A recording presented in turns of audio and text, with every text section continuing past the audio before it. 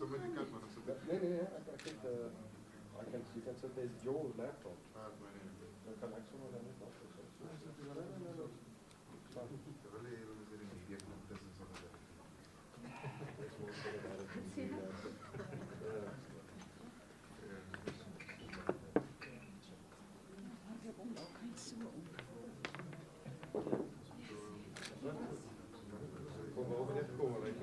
Ook was een journal. Dat was een nacht. Want was niet zo goed.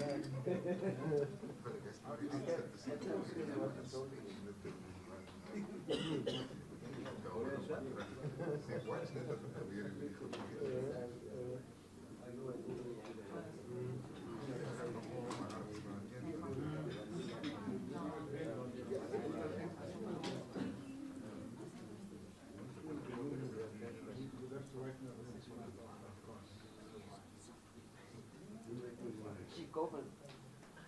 You look good today. You're a new member. No. Oh, because I took a picture of you. No, I'm sorry. I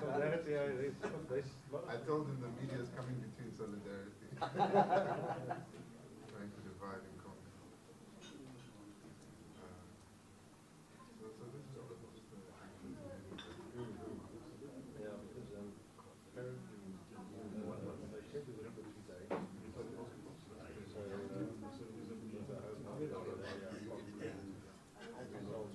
No, I said message. I'm saying don't raise hand, guys. Please try to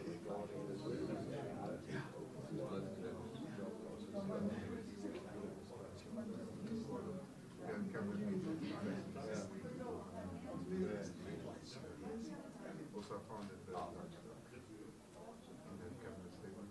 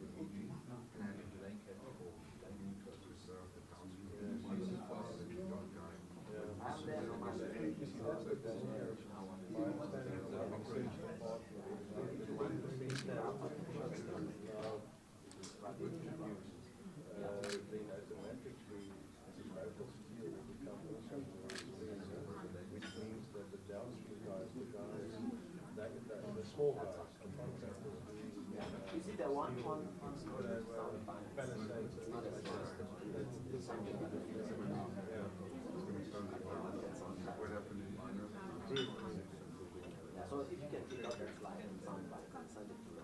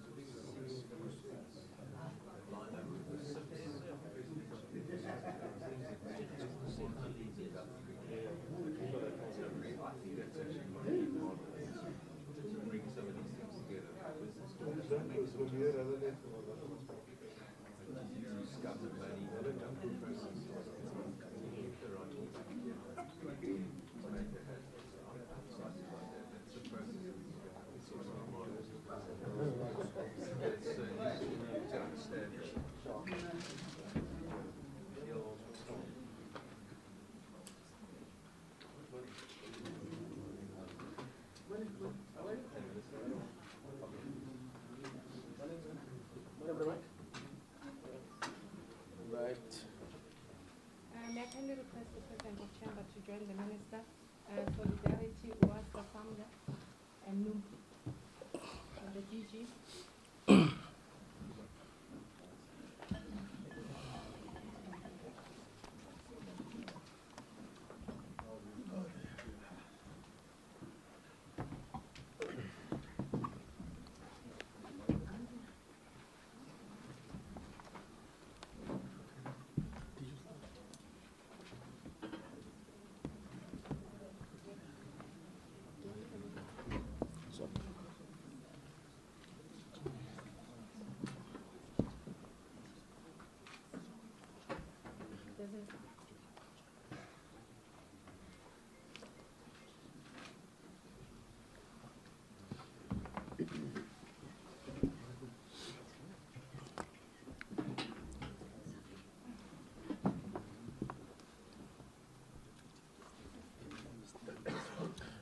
Ladies and gentlemen, thank you very much for honoring the invitation to join us this morning so early here at the Defend Bar.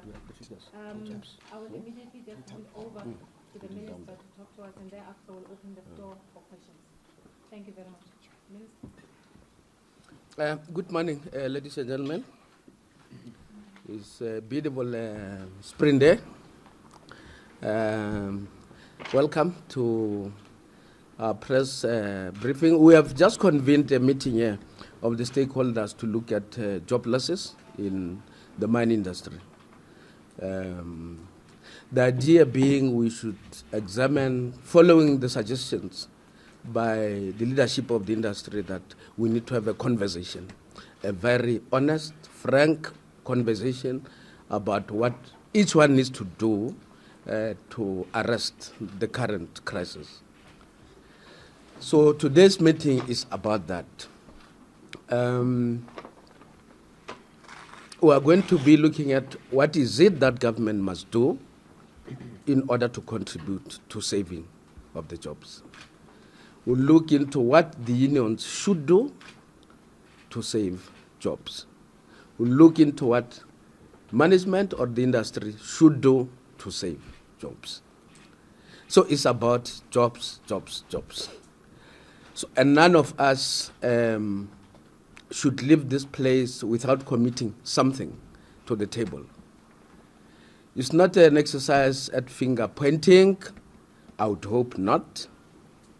But I would hope for a very honest and robust engagement between the various parties, the tripartite that we are.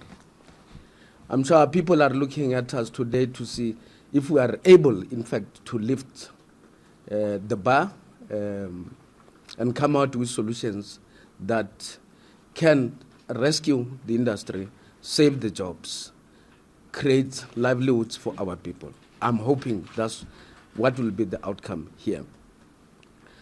Now, in my presentation to the meeting when you live here, one of the things that I would be talking about is the need for government to coordinate and harmonize our activities. But it is very clear to me that what we do on the one hand can hurt the other hand if we are not harmonized. An example in place which I'll be giving to the meeting has to do with 10 licenses that are supplying electricity, coal to ESCOM that have been suspended in recent weeks. Now, and that was not consulted, on the basis that these mines do not have water licenses. Now, if government wants to take an action such as that, you want to consult the department that is directly affected and say, I want you to remedy the situation. Give you notice. Can you facilitate the acquisition of water licenses that have been pending for the past year or 2 years? Now, that is just an example that I'm giving of the need to harmonize government activities so that we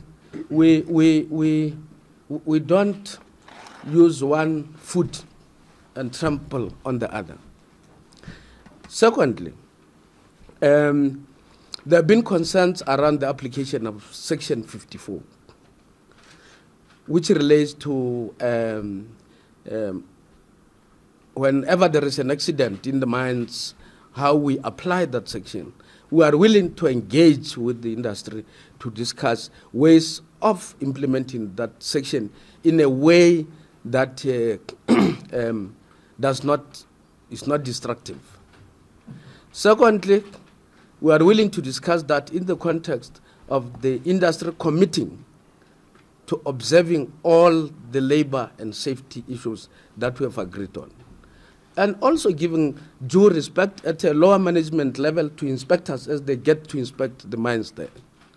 So those are the issues that we will be discussing today. There may be several other issues that I don't want to elaborate on, but let me get into the issue of optimum, which happened yesterday. According to social labor programs, what happens is the license holder commit themselves to doing certain things so that the contract remains valid. And one of those is future labor forums. In case the situation gets complicated, your future labor forum should be activated, and we have asked the mines to do so, optimum in this case, since February. Indeed, the future labor forum was created, and there have been discussions that have been going on between ourselves and Optimum and the unions. At this stage, we are of the view that the management at that particular operation has not been collaborating enough with us. Hence, we have issued Section 93. And as we issue Section 93, we then put certain conditions to say, we want you to address 1, 2, 3, 4, 5. We did not take that decision lightly because we are aware of the possible effect of this action, that Optimum is dedicated to ESCOM, ESCOM supply chain. And in the face of the load shedding and so on, we would hope we can have very quick outcomes out of this action. Since yesterday, there have been discussions between the various parties led by the ministry. So the discussions are continuing. I'm hoping be allowed, be done a favor with commitments that come from Optimum, that they will follow the directives that we are issuing, in which case I should be able to lift the suspension as a matter of urgency. Thank you very much, ladies and gentlemen. Ladies and gentlemen, thank you very much. I'll open this session for questions. Let's exhaust as many questions as we can here and now. And as we do so, we'll take a round of questions as we normally do, but introduce yourself, which media you come from, and then you pose your question. Can I open the round for questions with a show of hands? Okay, we'll start from this side. 1, 2, 3. Okay, thank you very much. Minister, it's David Kai at Mining Analysts. Could you provide a few more specifics on what has to happen at Optimum in order for that suspension to be lifted? One of the things we are looking at is we are looking at alternatives to retrenchment. We are saying because Glencore has got other operations elsewhere, they should look at shifting the possible retrenched workers to vacancies in other areas. 2, we are saying we must look at voluntary retrenchments, particularly with regard to the older people who are due for retirement. We are looking at rehabilitation to absorb some miners who might be retrenched from the direct operations. So there is a basket of initiatives that we are requesting Optimum to meet. Okay. Then from Business Times, I just want to know what sort of engagement has the ministry had with Glencore on them going into business rescue, and on what sort of level are you guys engaging? Is it on Glencore executive level or what's the DDG level? Rapela is here. He's been managing this because we have invoked Section 52 of the Minerals Act to allow for engagement of parties, and it's led at the level of the DDG.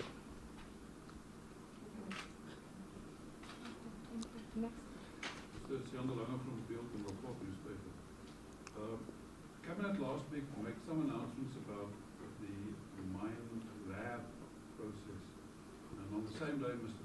Kutufani made remarks about it.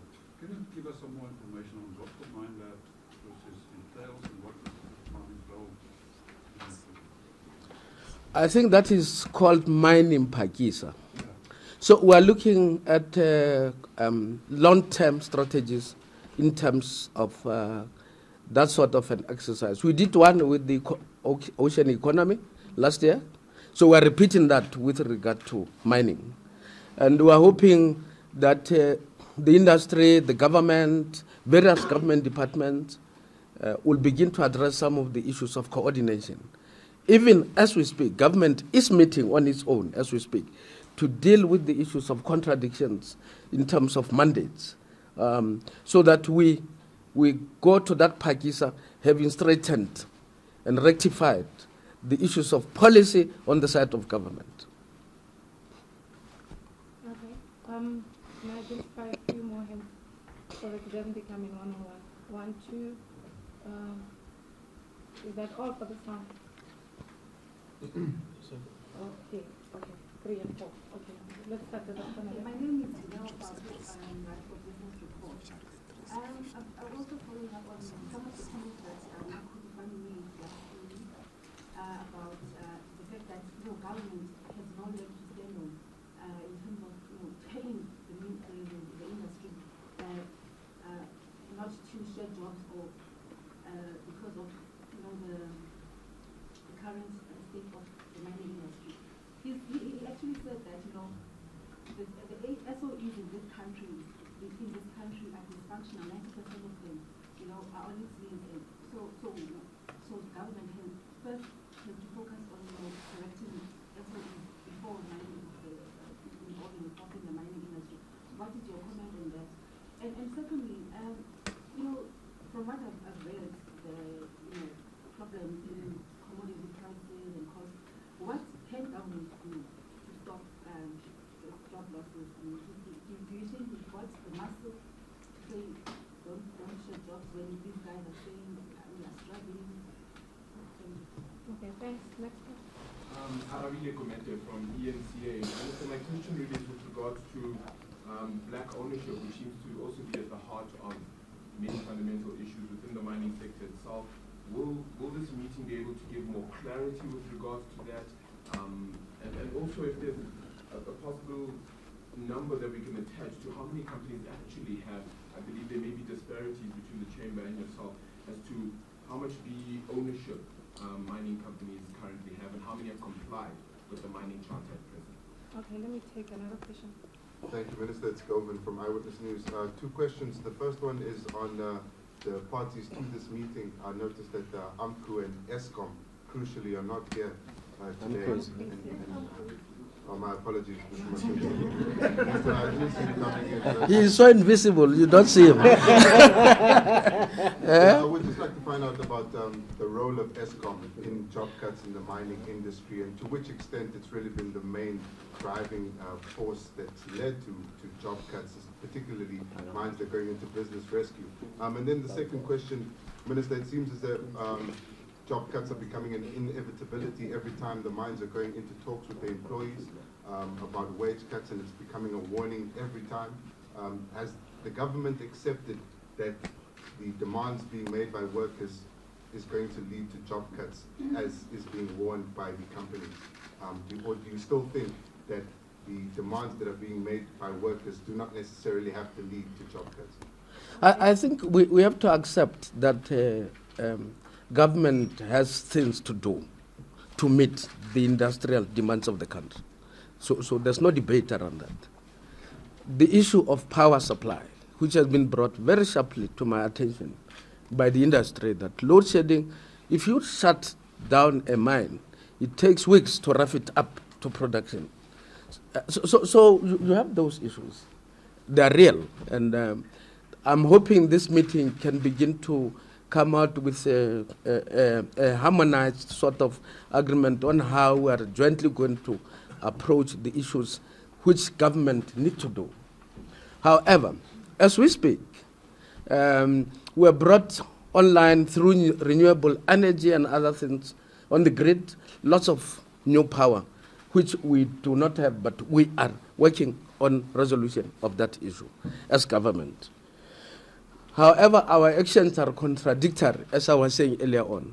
Once you put in more power on the grid, you find that 10 companies cannot supply coal in the middle of darkness. So you've got those issues within government which have to be done. So government must address those issues. I'm very clear in my mind. We are having that conversation, within the government. We must streamline our activities. We must be clear what has to be done, simplify regulations, make sure that we are coordinated, make sure that we make the environment conducive to business. So that is our role as a government. Secondly, obviously government has got a responsibility to regulate, and that is my responsibility as a minister responsible for minerals. And so we have released the results of the BEE compliance, charter compliance. I'm going to the second question, and I'm saying there's a dispute between ourselves and the chamber on that matter. And they've gone to court. I've asked for extension of time to file papers. I believe we filed. When? Did you? Tomorrow morning. Tomorrow morning we are filing the defense, and but the conversations go on. I've had meetings with the chamber, Roger and Bramaikiak. We are discussing the specifics of each, because these companies, it's not one shoe fits all. There are different scenarios for different license holders. So we are having discussions to see if we cannot find some resolution one way or the other. So that's where we are.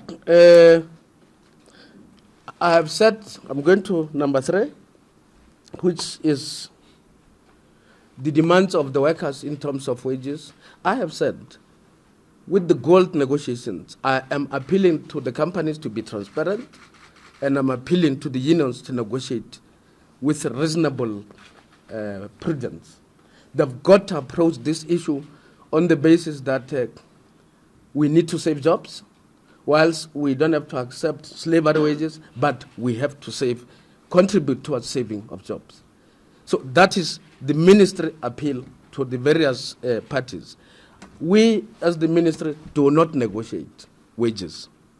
However, we can give an opinion and an appeal to the stakeholders who are negotiating directly to say, let's not go into an abyss. Let's find one another somewhere in the middle, and that will be part of the conversation. Though the negotiations are not going to happen here today, this is not a negotiation forum. We're talking on a wider, broader scale, strategic scale.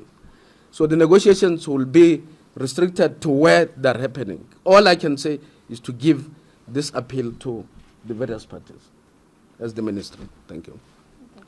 Thank you very much. I'm going to request that this be our last round of questions. Okay, I'll start on this side. Is there anybody this side? 1, okay, 2, 3, and 4. Thank you very much. Minister, Andre van Vuren from Bloomberg News. Minister, you earlier said there's 10 mining companies, I think around about 10 mining companies for which you've suspended licenses who are all coal suppliers to Eskom. Can you give us a bit more detail on that? Are they all still suspended? Have some of them started operating it? And about how much supply to Eskom are we talking about here? We haven't suspended as the ministry. What happened, these companies have been supplying Eskom with coal pending the issuing of water license rights. That has not happened. And some of the applications have been in for about 2 or so years. It just came to my attention. So we'll be opening up discussions with the ministry in order to remedy that situation. But what I've been suggesting and I'm calling for is that let's not shut down these mines now. Because as we do so, we contribute to job losses. So I want to be given a chance, together with my colleague in Water Affairs, for us to look into solutions to the issuing of these water licenses. That's what we are looking for. Okay. Yes. Okay, so just for clarity on that, Optimum is so far the only coal supplier that has been suspended? By us, by the department, yes. All right, and how long time have you got time to remedy that situation before it becomes critical for Eskom? Well, they've been discussing since last night into this morning. I'm sure Mr. Clinton will be giving us some letter this morning for us to look at to see what their response is. Okay. Minister, again, Arabile commented from eNCA. My question though is just, there's still a lot of clouds with reports and perceptions with regards to a state-owned mine. Any thoughts with regards to that? And do you think it could work perhaps as well in this economic climate at present? Well, we have got two. One in diamonds, what is it called? Alesco. That is state mining company. And we've got another one which is in coal and several other minerals. What is it called? African Exploration, Mining and Finance Corporation. So we have those two as we speak. And they're operational. Alesco, I think, is just making it because partly it has been affected by the land claims. So you have got ownership which is much broader than just the state. It involves the communities there. Because Alesco mines alluvial diamonds. So we do have those. We think we should give it a push and see if it works. And we think with good management it can work. But what happens is, what I've learned in recent times, in the past year, is that a license holder doesn't have to necessarily go and mine themselves.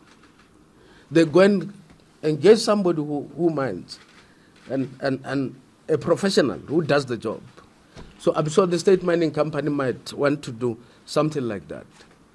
By the way, one of the issues that put us at conflict sometimes is when the license holder gets a miner who does not live up to the social labor plans.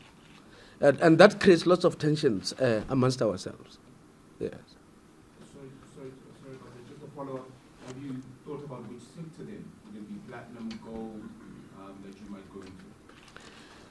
At the moment, what are they doing there? They're already in coal. That's my Director General, by the way. They're already in coal. They've got interest in manganese. They've got interest in iron ore. They've got interest in limestones. They've got interest in rare metals. Yeah. So they are basically looking at some of the key strategic minerals which are critical for the development of the country's economy. Okay. Thank you. Go ahead and then we'll give us. Yes, sorry. So I wondered if I could just get some a comment from Mr. Mike Taker from the Chamber of Mines on what you're hoping to achieve in this meeting, and if you could give us a comment, sir, on the global market prices and how they've influenced South Africa's mining industry, particularly in gold, under the current negotiations which is happening under the auspices of the Chamber. Govan, firstly, global markets, it has impacted on, the mining industry has been impacted upon. One, obviously we know that China is one of the big markets that the mining industry depends on, and we know that China is not growing at the rate at which we expected. We thought it will be growing above 10% GDP, and it's below that. Number two, commodity prices across the board have taken a slump. We know the gold price, platinum price, coal prices. Yesterday it was the first time that the copper price has hit its lowest. So it's difficult for the mining industry generally. And when it comes to wage negotiations or any other discussion, that impact is felt and it has to be considered for all the parties. In two-day meeting, sir, what are you guys specifically hoping to get? We are invited to this meeting, and as the Chamber of Mines and its members, we are here to listen and we're here to participate. The discussion is around job losses. We don't go out and shed jobs because we feel like shedding jobs. It's difficult for the companies, it's difficult for the mining industry, and we would like to see this meeting coming up with something constructive. Thank you. Thank you. You'll be last. Mr. Kai again. So in terms of what you're trying to achieve at today's meeting, in terms of, I assume, interdepartmental harmonisation, would it be fair to say that one of the initiatives you could look at would be to prevail upon Eskom to go back to the negotiation table with Glencore on that issue that's stopping that mine from working? And that's the issue of sales price. Is that the kind of thing that you'll hope to achieve terms of substantive outcomes today? You're talking about the Glencore issue, the optimum issue. I've been in touch with the Minister Brown, and I've been in touch with the acting CEO, Mr. Molefe, with regard to their specific issues. There are two separate things here. We are dealing with a situation which involves optimum with ESCOM with regard to the quality of coal, as ESCOM put it to me. And with regard to the punishments that have been issued to Optimum by ESCOM on that basis, Optimum, they've got their own explanation for that. And then you have got the separate issue that I spoke about earlier on, which has to do with us as the regulator in terms of downscaling. We are asking and are insisting on a particular process to resolve that downscaling issue.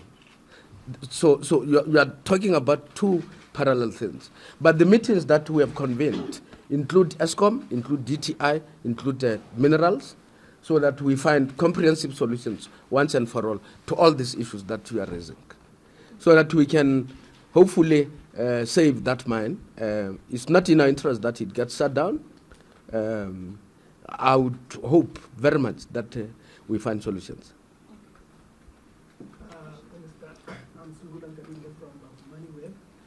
And I would like to speak with regard to the wage negotiations. Currently, there are gold wage negotiations, and the gold companies have made their final offer, which was recently turned down by ARMCO. And the situation... And NUM. And NUM. And the situation seems to be pointing towards an industrial action which the industry can ill afford and will likely lead to job losses if continued for a protracted period. So what exactly is the plan? What could we possibly come up with today? Well, what the ministry can do is not to negotiate, but is to appeal for a voice of reason from all sides, to say, let's re-engage. Yeah. That's what I'm doing. Exactly, that's what I'm doing. I'm saying to the unions, I'm saying to the industry, let's find one another. We don't want another prolonged strike, particularly in the current environment. It is not good. It's really bad. It's a bad, bad environment.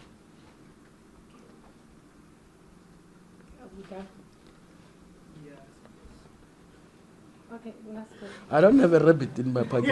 If you're hoping for if you're hoping for Minister Megan from Banford from Mining Weekly. My question is, ESCOM has suggested that Optimum Coal sell its coal to R1 a ton as a fine. Will this go ahead? Do you think this can go ahead? And it's quite contradictory to look at it that Optimum is trying to save its job now it has to sell its asset research. Just your comment on that. Well, I'm not affair with the details of that because I've just been on telephonic conversations with people. So I'm not mastering the terrain, particularly with the dispute between ESCOM and Glencore on Optimum. There are all sorts of assertions that are being made by both sides, and I'm sitting in the middle of that, mediating that situation. Okay, thank you very much. Thank you very much, Minister, and thank you to the stakeholders that have joined the Minister in front. What will happen from now on is that we will allow the media to excuse the meeting so that it continues, but we'll definitely give you a notice of the conclusions of the two-day meeting, and possibly we might convene it back again. Thank you very much. Excuse me, so when does these talks end? Is it tomorrow afternoon? This meeting is for 2 days, depending. We could finish today. We may finish today if we are lucky. But then it's not at one. Right. Definitely not.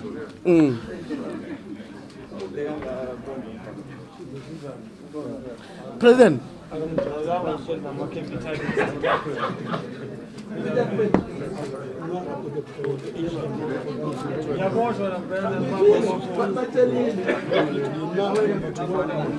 Thanks. I have to send it.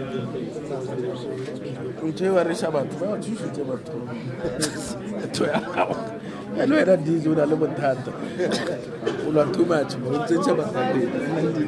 Eh? 22. But all answers from you, I thought 100%. Sorry? But then you got the answer then go for it.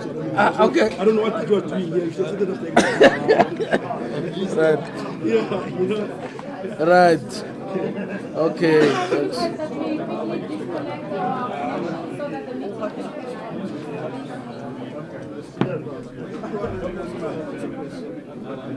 Let's